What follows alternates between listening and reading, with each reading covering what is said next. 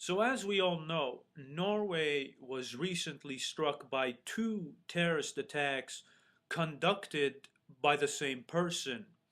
Now, as the dust has begun to settle, I think we can now make a better analysis and have a better perspective of what happened because we know who did it, we know why he did it, and we've also seen the reactions surrounding this event.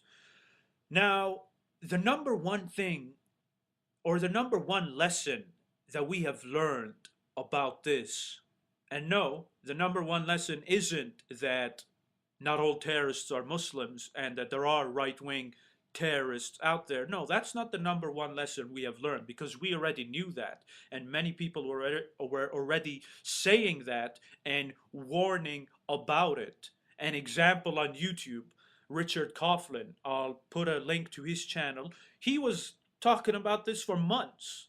So, no, that's not the number one lesson.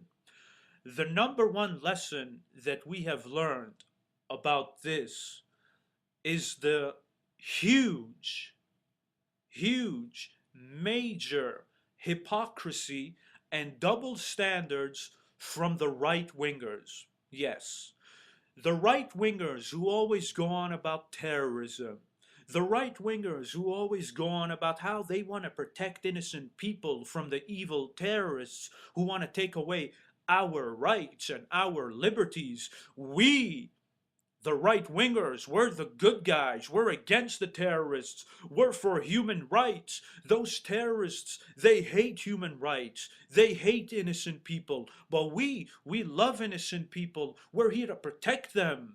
We're the good guys. We're the heroes. Down with terrorism. There is no justification whatsoever for terrorism. We, the right wingers, will uphold these values. That propaganda has fallen apart. And I'm not saying it's fallen apart because the terrorist happened to be a right winger. No, not at all. Just because a terrorist happened to be a right winger doesn't destroy the propaganda. As I said, as the dust begins to settle, we've been able to see the reaction, and the reaction of the right has been truly something fascinating. It's been fascinating. You see, it's the reaction of the right that has destroyed their propaganda. I mean, you would think, right? You would think that the right wingers who hate terrorism would come out and completely condemn this attack with no ifs and no buts. This is wrong, full stop. Innocent people are killed, full stop. That's what they say. That's what they always say, right? All you got to do is visit one of their websites. That's what they themselves say. So they should have done that, shouldn't have they? But they didn't. They didn't. Let me give you some examples. Example or Exhibit A, Pamella Geller, a well known right wing Islamophobe who's always talking about terrorism. So, what has she had to say about this attack? Well, guess what? She labeled the victims of this attack as being communists and socialists, and she also said that Glenn Beck's comparison of the camp that was attacked, comparing the camp to a Hitler Youth Nazi camp, wasn't so far off. So notice what she's doing. She's attacking the victims. Now imagine a Muslim conducted an attack and some Muslim spokesperson of some major group in the West came out and said, oh, well, you know what? Whatever. These victims who were killed, you know what? They were infidels. You know? They were a bunch of atheists. Who cares? You know? This camp was a Satanist camp. Sure, it's wrong that they got attacked, but This camp was made up of infidels, and it was a Satanist camp working for the great Satan, the US of A. What if a Muslim said that? A Muslim spokesperson of an organization in the West. I mean, can you imagine the reaction? All hell would break loose. In fact, Pamela Geller would be the first on the front lines, shouting out with her little midget friend Robert Spencer. They would be the first two out there on their bullhorns talking about, oh, look at this Muslim and what he has said. And now she comes out. And by the way, you have to know something. When these right wingers call people communists and socialists, I know there are many socialists out there who don't take it as an insult, but when these people say it, they mean it as a very bad insult. When these people call you a socialist and a communist, they're effectively calling you a traitor. As Anders, as that sick freak of a terrorist himself mentioned in his manifesto, cultural Marxism, these Marxists, these socialists, they're the enemy from within. They're the traitors, the leftists. So when they call you a socialist and a communist, that is even worse than calling you a Muslim terrorist. So she's calling these people the worst of the worst. And she even agrees with Glenn Beck, who compared them to frickin' Nazis. A bunch of victims have just been killed in a mini genocide, a massacre, and Glenn Beck and Pamela Geller are coming out comparing these people to Nazis, socialists, and communists. What happened to their care about innocent people? Hmm? In fact, it even gets better. Pamela Geller even said this. Now, as you all know, a day before the attack happened, someone took a picture of the group, of many of the campers, and you can easily go find this picture. Many of them got together, they were all sitting like on the grass, and someone took a picture of the whole camp. Now, Pamela Geller posted this picture on her website, and you know what she said?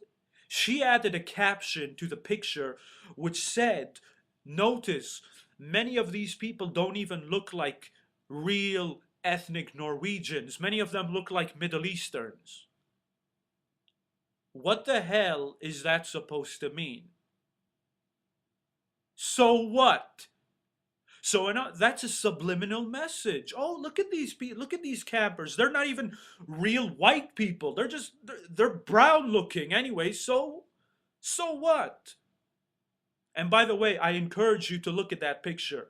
I mean, Pamela Geller.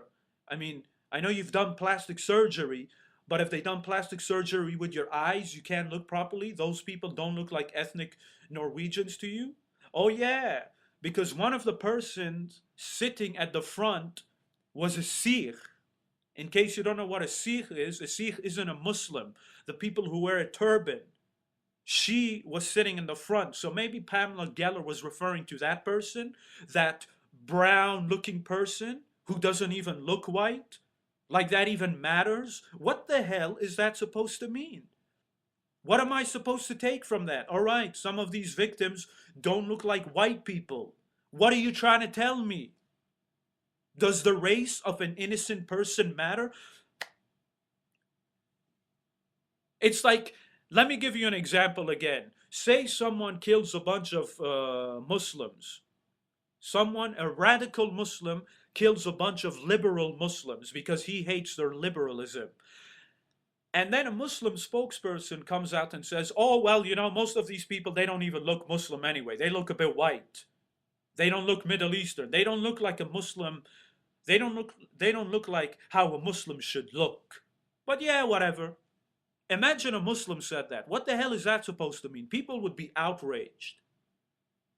And then you have another Islamophobe who outdid Pamela Geller, and her name is Debbie Schlussel, however the hell you say her name. Just Wikipedia her. I'll put a reference to her at the bottom. She's a well-known right-wing Islamophobe. You know what she said? She went a step further than Pamela Geller. She went as far as saying, and I'm not making this up, she said that these victims are not victims. She said that they're not victims and that what happened is karma. Karma's a bitch. That's what she said. And she said she doesn't feel sorry for them. Reference at the bottom. And she's a well-known Islamophobe, well-known right-winger who has a lot of support. She's still on the air. She still has her website. Go read the comments. You'll see her fans still support her. What more can I say? And then you have all these other right-wingers who are coming out now saying, sure, this terrorist attack was wrong, but what Anders said, the terrorist, he has legitimate concerns that must be addressed. The irony. So now wait a minute. When a right-winger commits terrorism, all of a sudden, right-wingers care about the motivation. All of a sudden, the very same right-wingers who always say we should ignore terrorists, who cares about what they have to say? A terrorist is a terrorist. Screw them to hell. No ifs, no buts, no negotiations, no talking. Just take them out. Smoke them out. But now when a right wing comes out, commits an act of terrorism with an ideology that they support, all of a sudden they're all eyes and ears about listening to his motivation, so how we can prevent another future attack. Why don't right-wingers give the same balance to an Islamic extremist? What happened? As I said, when it's an Islamic extremist, these right-wingers don't have any of it. They don't care about the reasons, the motivation, nothing whatsoever. No, no. We don't want to listen about it. But now, you know what? There are legitimate concerns. Immigration is an issue. Muslims they're trying to take over. Liberals and left-wingers are a problem. So yeah, although this guy's a terrorist, he had legitimate concerns and we need to address them. Or more of this is going to happen. That's what they're saying. They're even sending people subliminal threats saying this is going to happen again if these problems aren't addressed. But when it comes to an Islamic extremist, terrorism is terrorism, ladies and gentlemen. We don't want to hear none of it. Nope, nope. We're going to smoke them out of their holes. We're not going to listen to their reasons. We don't care about their reasons. Even though they're saying we're invading their countries and we have military bases in their countries and all of that stuff. Nope, we don't want to listen to it. We don't care. But when it comes to us, we want to listen to it. Please, are you kidding me? Are you kidding me? So we've seen the hypocrisy. And I'm going to make a second video to address the concerns because first of all, there are no concerns. The manifesto made by Anders is a pile of crap that can easily be refuted and debunked. And all it is just a bunch of paranoia. Muslims are going to take over. I'll make a second video on that just to show you the glaring hypocrisy again. But that will be another video. But the second video is more, as I said, it's going to be on the topic of the hypocrisy concerning right-wingers and how they want to pay attention to his motivation, but they don't want to pay attention to other motivation when other people may have legitimate beefs as well. And as I said, we'll cover that in the second video. But the hypocrisy, ladies and gentlemen, the hypocrisy from the right is something to behold, is something to behold for the world to see. Thank you very much.